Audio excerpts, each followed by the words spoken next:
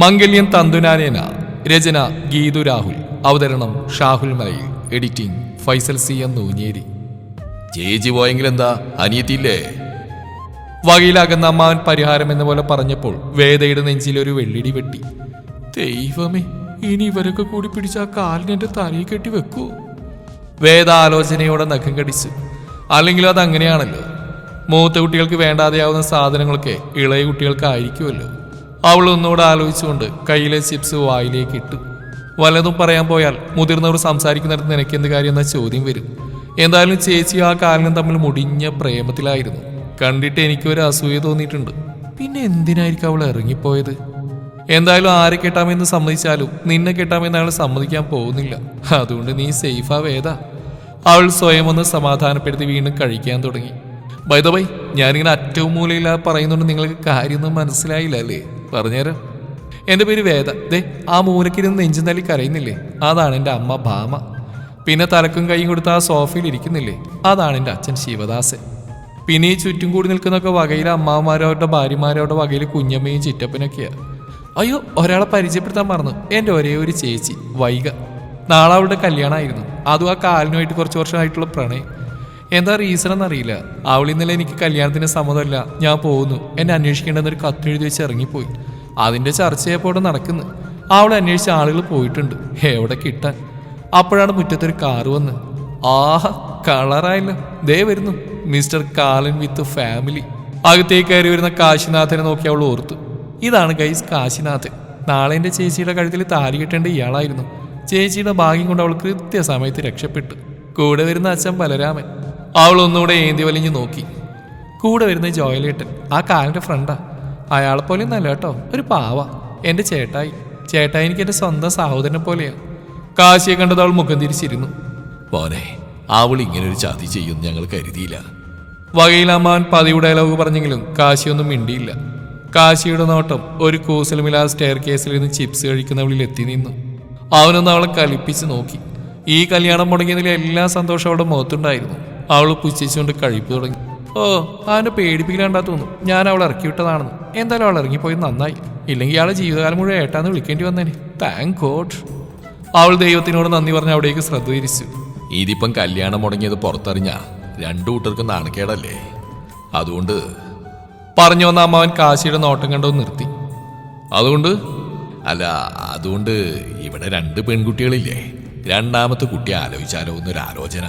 ബാക്കിയുള്ള അമ്മാവന്മാർക്കില്ലാത്ത ശുഷ്കാന്തിയാണല്ലോ ദേ ഈ നിൽക്കുന്ന അമ്മാവനെന്നെ കെട്ടിക്കാൻ. വേദ അയാളെ സൂക്ഷിച്ചു നോക്കിക്കൊണ്ട് ആലോചിച്ചു. ബലരാമൻ എന്താ പറയുന്നേ? കാശി മറുപടിയൊന്നും കൊടുക്കുന്നില്ലെന്ന് കണ്ടതും അയാൾ കാശിയുടെ അച്ഛനെ നേരെ തിരിഞ്ഞു.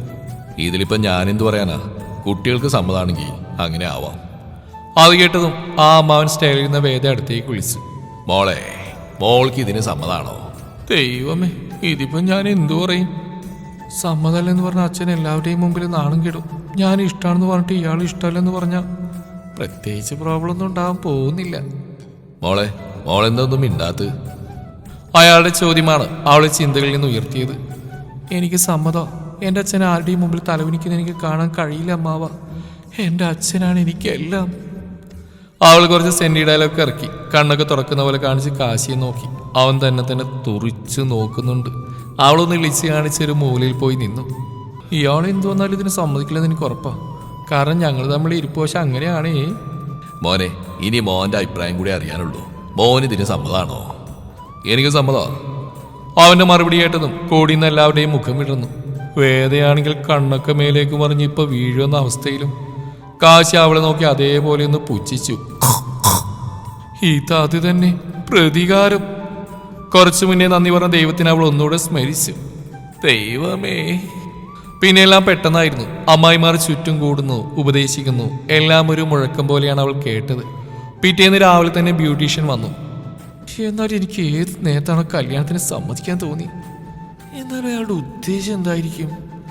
അവളുടെ ഓർമ്മ വർഷങ്ങൾ പിന്നിലേക്ക് പോയി. അവൾ 8ാം ക്ലാസ്സിൽ പഠിക്കുന്ന സമയം. കാശിയും വൈകിയും +2 പഠിക്കുന്ന സമയം. ക്ലാസ്സിലെ കുട്ടികൾ കളിയാക്കിയപ്പോഴാണ് ഡ്രസ്സിന്റെ പുറകിൽ പടർന്നു കിടക്കുന്ന ബ്ലഡ് താൻ കാണുന്നത്. ആകെ കൂടെ എന്താ ചെയ്യേണ്ടെന്നറിയില്ല. ആദ്യമായിട്ടാണ്. ക്ലാസ്സുകൾ പലതും കിട്ടിയിരുന്നുവെങ്കിലും ബ്ലഡ് കണ്ടപ്പോൾ പേടി വന്ന് മൂടാൻ തുടങ്ങി. കൂട്ടത്തിൽ കുട്ടികളുടെ കളിയാക്കലും. ക്ലാസ്സിൽ നിന്ന് ഇറങ്ങിയോടി ചേച്ചിയുടെ ക്ലാസ്സിലേക്ക്. ചേച്ചിയുടെ ക്ലാസ് എത്താനായപ്പോഴാണ് പെട്ടെന്ന് ആരെയോ ഇടിച്ച് വീഴാൻ പോയത്. ഒരുവിധം എഴുന്നേറ്റുന്ന അയാളെ നോക്കി. അസഹ്യമായ വയറുവേദന. എന്താ? ഗൗരവത്തോടെയാണ് അയാളുടെ ചോദ്യം.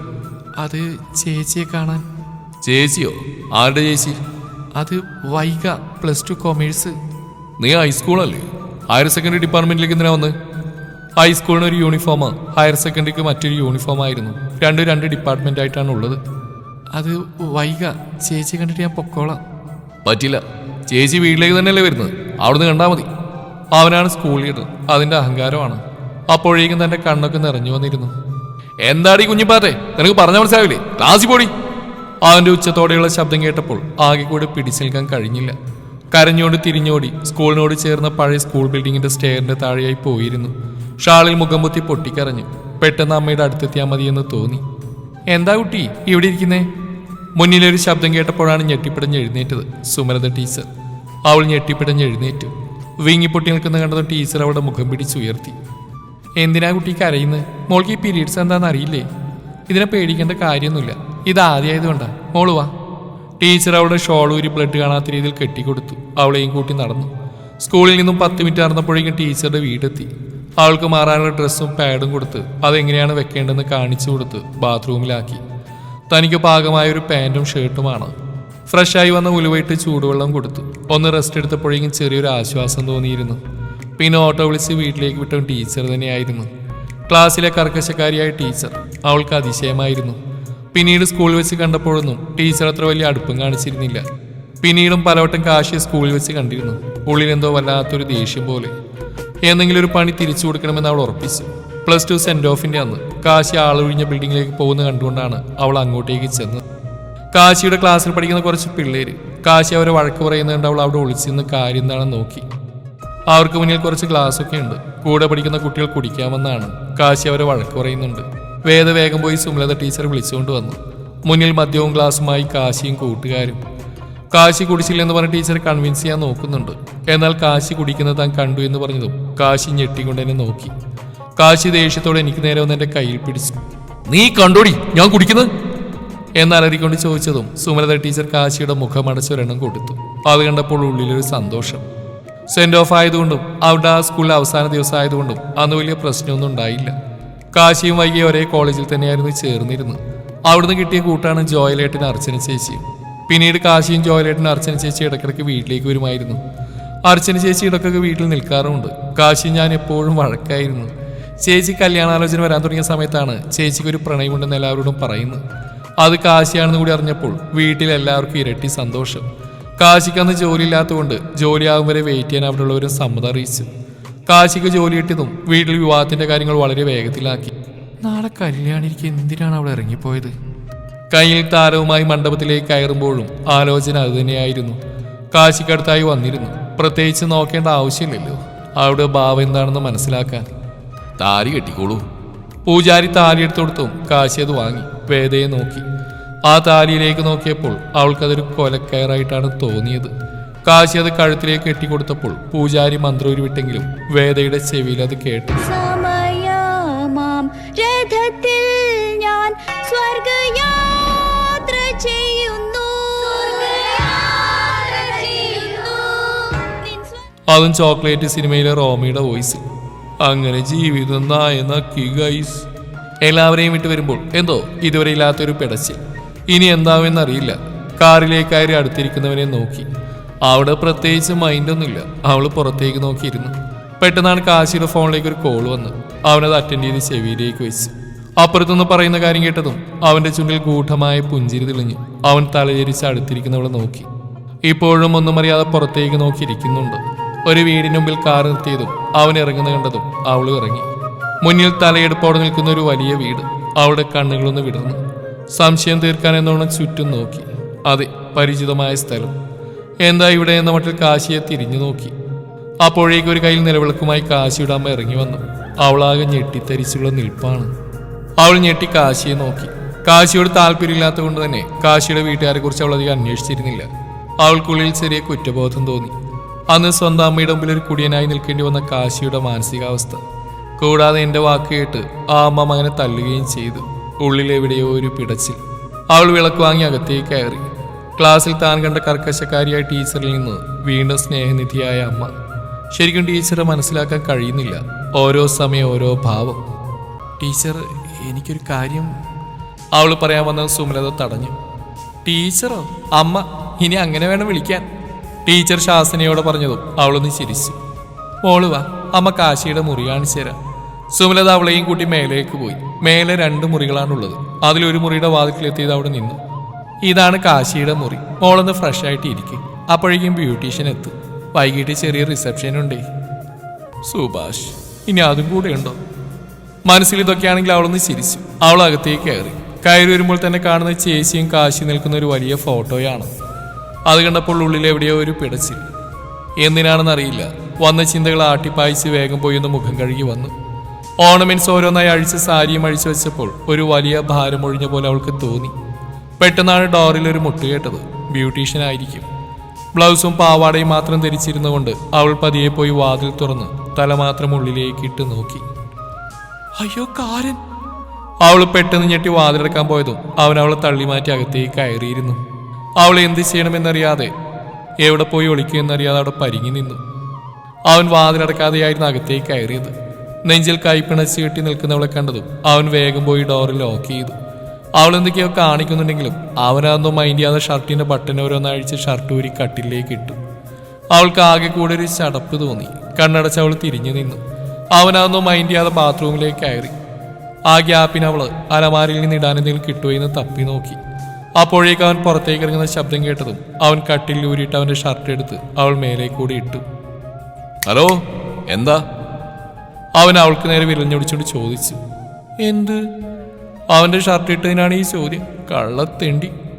നൈസിലിരുന്ന് നീ അങ്ങനെ സീൻ പിടിക്കണ്ട. അത് എനിക്ക് ഇടാനൊന്നും കാണുന്നില്ല. ഇടാനൊന്നും കാണുന്നില്ലെങ്കിൽ എന്റെ ഷർട്ടാണ് ഇടേണ്ടത്. പിന്നെ ഞാൻ ആരുടെ ഷർട്ട് ഇടേണ്ടതും? കാശിയേട്ടൻ്റെ ഭർത്താവല്ലേ? വേദനാണ് അഭിനയിച്ചുകൊണ്ട് അവനോട് പറഞ്ഞു. ഓ, അത് ശരിയാണല്ലോ. നമ്മുടെ കല്യാണം രാവിലെ കഴിഞ്ഞല്ലേ? അത് ശരിയാ, ഞാൻ നിന്റെ ഭർത്താവല്ലേ? എന്റെ മുമ്പിൽ നീ എന്തിനാണ് ഈ ശരീരം മറക്കുന്നത്? എന്തായാലും രാത്രി ഞാനെല്ലാം കാണാനുള്ളതല്ലേ? ഒരു പുരികമുയർത്തി വഷളം ചിരിയോട് അവൻ പറഞ്ഞതും അവളുടെ ഉള്ളിലൊരു വെള്ളടി വെട്ടി.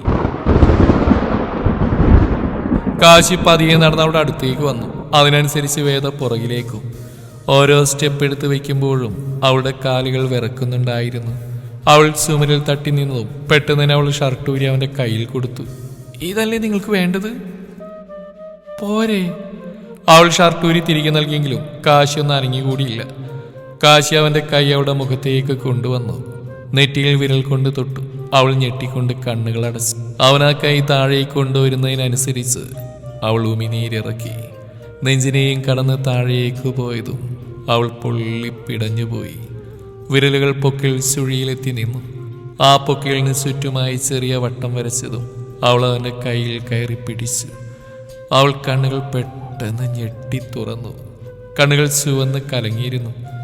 ഒന്ന് പേടിപ്പിക്കണമെന്നേ കാശി കരുതിയുള്ളൂ. അവനാകെ വല്ലാതായി. പെട്ടെന്ന് ഡോറിൽ മുട്ടുകേട്ടതും കാശി അവളെ വിട്ടുപോയി ഡോർ തുറന്നു. ബ്യൂട്ടീഷ്യനായിരുന്നു. റിസപ്ഷൻ ആരൊക്കെയോ വരുന്നുണ്ട്, പരിചയപ്പെടുന്നുണ്ട്.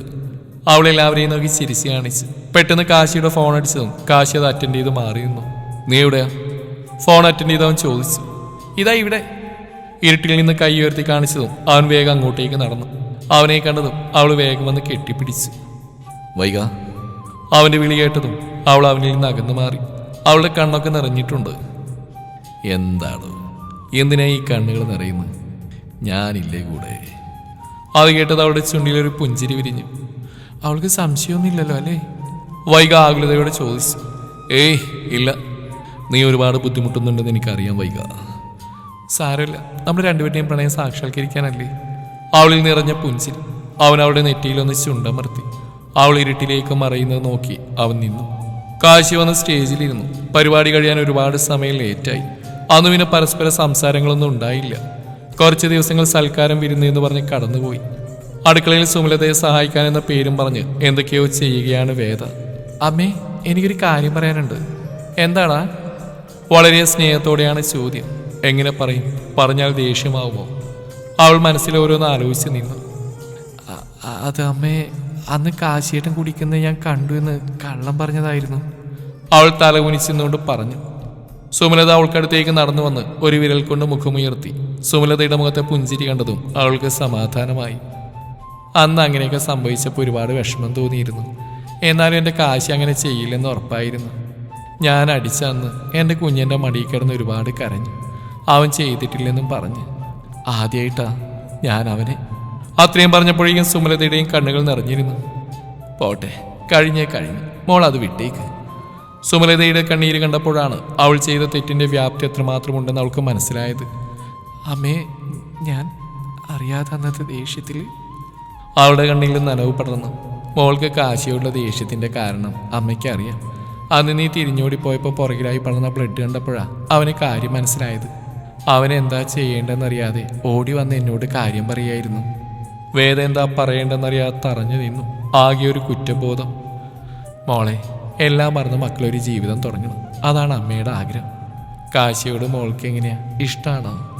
സുമലത ആകാംക്ഷയോടെ ചോദിച്ചു. അമ്മയെ, ഞാൻ അങ്ങനെയൊന്നും ഇതുവരെ ചിന്തിച്ചിട്ടില്ല. പിന്നെ എൻ്റെ ചേച്ചി നിൽക്കേണ്ട സ്ഥാനത്തല്ലേ ഞാനിപ്പോൾ. ദൈവം ഒന്നിപ്പിച്ചതാ നിങ്ങളെ. അത് നിങ്ങൾ ഒന്നിച്ച് ജീവിക്കാനാ.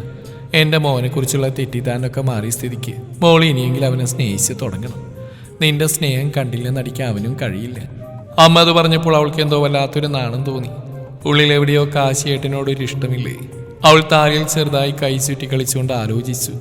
ലോകത്തെ ഏത് പെണ്ണിനാണ് കഴുത്തിൽ താലി കെട്ടിയ ഭർത്താവിനെ സ്നേഹിക്കാതിരിക്കാൻ കഴിയുക? അവൾ മുറിയിൽ മുഴുവനായി കാശിയെ നോക്കി. അവിടെയെങ്ങുമില്ല. ബാൽക്കണി ഡോർ തുറന്നിടക്കുന്നുണ്ട്. അങ്ങോട്ട് പോയി നോക്കി. കാശി അവിടെ ഫോണും വിളിച്ച് നിൽക്കുന്നുണ്ട്. കാശിയേട്ടാ. പിന്നിൽ നിന്ന് വിളിയേട്ടത് അവൻ തിരിഞ്ഞു നോക്കി. എന്താടി? അവൾ ഓടി വന്ന് അവനെ വട്ടം ചുറ്റിപ്പിടിച്ചു. അവൻ്റെ കണ്ണുകളൊന്ന് മിഴിഞ്ഞു വന്നു. എന്താപ്പം ഉണ്ടായത്? ഇങ്ങനെ അവൾ ചെയ്യണമെങ്കിൽ പുറകിലെന്തോ പണി വരുന്നുണ്ട് കാശി. Be careful. അവൻ്റെ ഉള്ള അവനോട് മന്ത്രിച്ചു. അവൻ വേദയെ പതി അടർത്തി മാറ്റി. എന്താടി? അവൻ സംശയത്തോടെ അവളെ നോക്കി. എനിക്കൊരു അബദ്ധം പറ്റിയതായിരുന്നു അന്ന്. I am sorry. അവൾ പിച്ചുമ്പയും പോലെ എന്തൊക്കെയോ പറയുന്നുണ്ട്.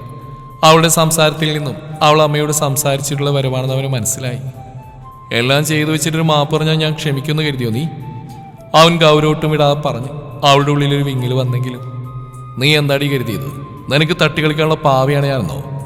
കാശി കലിപ്പിൽ അവളെ നോക്കി. നേരത്തെ ഉണ്ടായിരുന്ന സങ്കടമൊക്കെ മാറി മുഖത്ത് ദേഷ്യം വരുന്നുണ്ട്. നിന്റെ ഈ കരച്ചിൽ നാളത്തിലൊന്നും ഞാൻ വീഴോ നീ കരുതണ്ട. ഒന്ന് നിർത്തണോ? താനിത് പറഞ്ഞു കയറിയത് എങ്ങോട്ടാ? ഒരു തെറ്റുപറ്റിയെന്ന് മനസ്സിലായപ്പോ ഒന്ന് സോറി പറയാൻ വന്നാ. തന്നോടൊക്കെ സോറി പറയാൻ വന്ന എന്നെ പറഞ്ഞാൽ മതിയല്ലോ.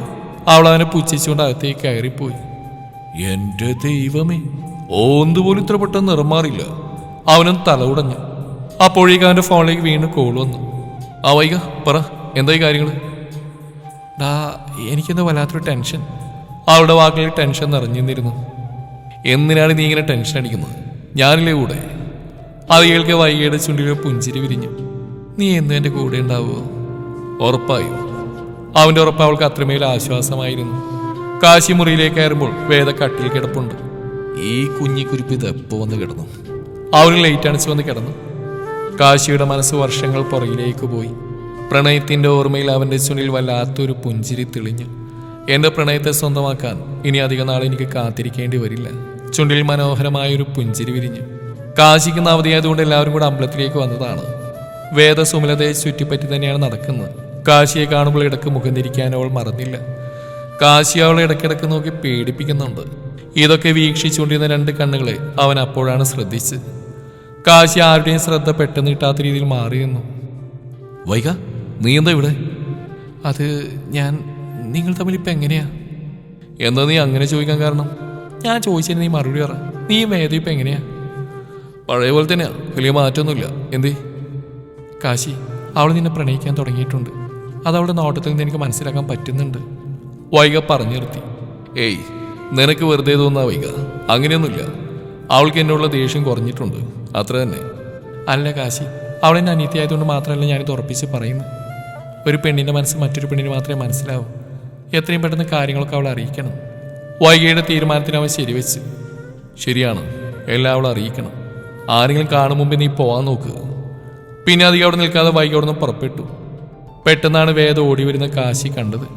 അവൾ വരുന്ന സ്പീഡ് കണ്ടാൽ അറിയാം അവൾ വൈകിയെ കണ്ടിട്ടുണ്ടെന്ന്. ഓടി വന്ന് വീഴാൻ പോയതും കാശി അവൾ ഇടുപ്പിലൂടെ വട്ടം ചുറ്റി പിടിച്ച് നേരെ നിർത്തി. എന്താടി, നിന്റെ മുഖത്ത് കണ്ണില്ലേ? അത് ചേച്ചി, അവിടെ ഞാൻ കണ്ടു. വേദ ശ്വാസം എടുക്കാൻ ബുദ്ധിമുട്ടിക്കൊണ്ട് എങ്ങനെയൊക്കെയോ പറഞ്ഞൊപ്പിച്ചു. ആര്? എവിടെ? അവൾ പോയെന്ന് ഉറപ്പായത് അങ്ങോട്ട് നോക്കി കാശി ചോദിച്ചു. അവിടെ ഉണ്ടായിരുന്നു, ഞാൻ കണ്ടതാ. അവൻ നോക്കി പേടിപ്പിച്ച് അവളുടെ കയ്യും പിടിച്ച് അവൻ അവർക്കടുത്തേക്ക് നടന്നു. അപ്പോഴും അവൾ സംശയത്തിലായിരുന്നു.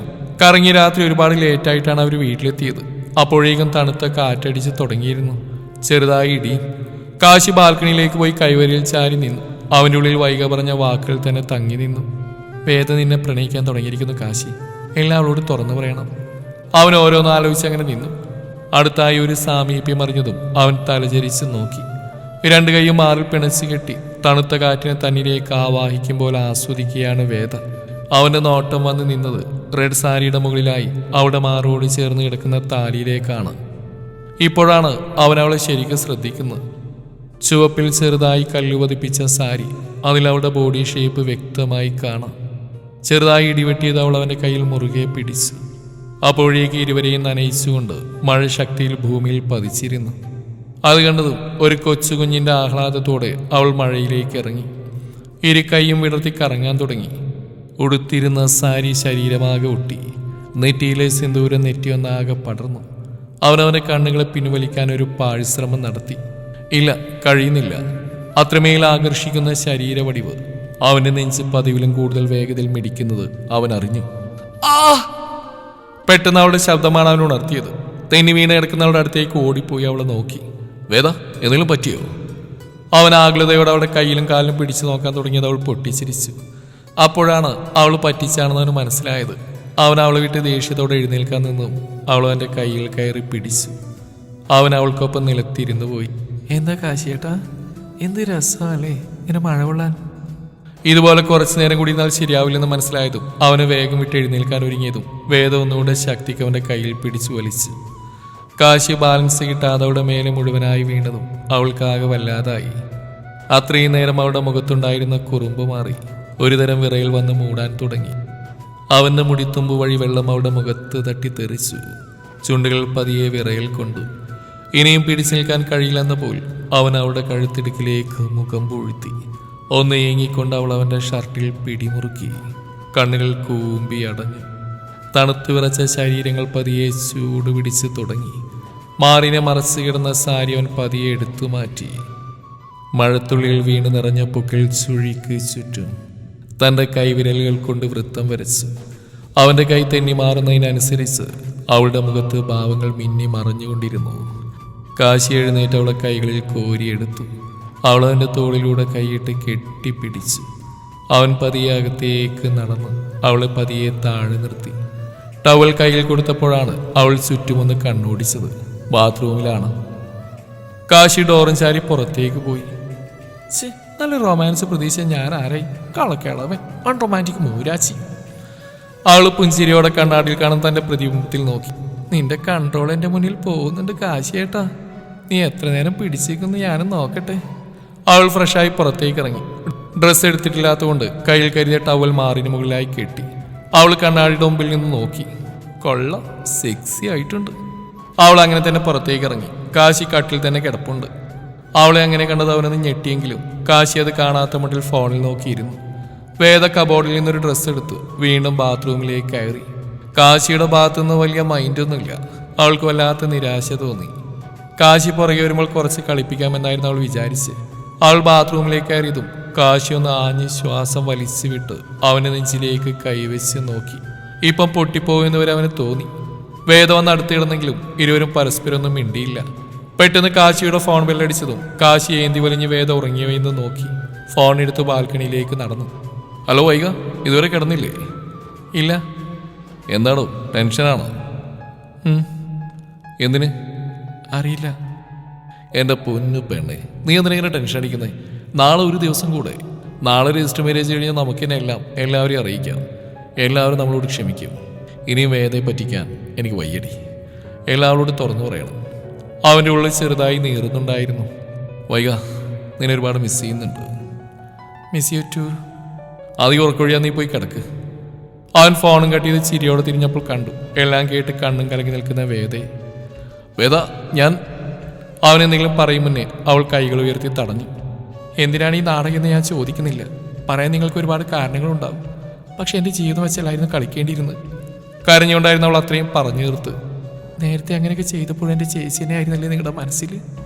ഒരു ഭാര്യയായിട്ട് നിങ്ങൾക്ക് എന്നെ അംഗീകരിക്കാത്തതിൻ്റെ കാരണം ഇപ്പോഴും എൻ്റെ ചേച്ചി നിങ്ങളുടെ മനസ്സിലുണ്ടായിരുന്നു അല്ലേ? അത്രയും പറഞ്ഞ അവൾ മുഖം പൊത്തി പൊട്ടിക്കരഞ്ഞു. വേദ, ഞാനൊന്ന് പറയട്ടെ. നാളെ മാരേജിന് ഞാനും വരുന്നുണ്ട്. അവനെ പറയാൻ സമ്മതിക്കാതെ അത്രയും പറഞ്ഞ് അവൾ പോയി കട്ടിൽ കിടന്നു. എന്താ ചെയ്യേണ്ടതെന്നറിയാതെ അവന്. പിറ്റേന്ന് രാവിലെ കാശിയേക്കാൾ മുന്നേ ഒരുങ്ങിയിറങ്ങിയത് വേദയായിരുന്നു. അവനൊപ്പം കാറിലിരുന്നപ്പോഴും അവളൊന്നും മിണ്ടിയില്ല. അവളുടെ മൗനം അവനെ വല്ലാതെ വേദനിപ്പിച്ചു. വഴിയിൽ വെച്ച് ജോയിലെ കൂടി വണ്ടിയിൽ കയറിയപ്പോഴാണ് വേദ കുറച്ചുകൂടി സങ്കടമായത്. അപ്പൊ ചേട്ടായും കൂടെ അറിഞ്ഞുകൊണ്ടായിരുന്നു. അവൾക്ക് സഹിക്കാൻ കഴിയുന്നില്ല. തന്നെ ചതിച്ചിരിക്കുന്നു. സ്വന്തം ചേച്ചിയും സ്വന്തം ഭർത്താവും സ്വന്തം സഹോദരനായി കണ്ടവനുമെല്ലാം അവളുടെ ഉള്ളിൽ വെന്ത് നീർന്ന പോലെ തോന്നി. രജിസ്റ്റർ ഓഫീസിന്റെ ഫ്രണ്ടിലെത്തിയതും കണ്ടു. സാരിയൊക്കെ കൊടുത്ത് പൂവൊക്കെ വെച്ച് ചേച്ചി കൂടെ അർച്ചന ചേച്ചിയും ഫ്രണ്ട്സൊക്കെ ഉണ്ട്. അവൾക്ക് പുച്ഛം തോന്നി. വേദയെ കണ്ടതും വൈകിയൊന്ന് ഞെട്ടി. കാശി? വേദ കാശിയെ നോക്കി. വൈകി എന്തോ പറയാൻ വന്നു. കുഴപ്പമില്ല, നീ വാ. അതും പറഞ്ഞ് കാശി വൈകിയുടെ കൈയും പിടിച്ച് രജിസ്റ്റർ ഓഫീസിലേക്ക് കയറിപ്പോയി. എല്ലാത്തിനും സാക്ഷിയായി ഒരു മൂലയിൽ അവൾ ഒതുങ്ങി നിന്നു. അവളുടെ കൈ കാശി കെട്ടിയ താലിയിൽ മുറുകി. ഇനി വധുവും വരനും ഒപ്പിട്ടോളൂ. അത് കേട്ടതും വേദയുടെ ഉള്ളു നീറി. വരേണ്ടിയിരുന്നില്ല എന്നുവരെ അവൾക്ക് തോന്നി.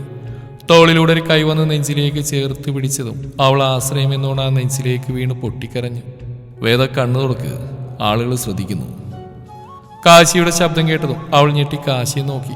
താൻ കാശിയുടെ നെഞ്ചിലാണ്. അവൾ ഒപ്പിടുന്ന ആരാണ് നോക്കി. അർച്ചന ചേച്ചി. അപ്പൊ അർച്ചന ചേച്ചിയുടെ കല്യാണമായിരുന്നോ?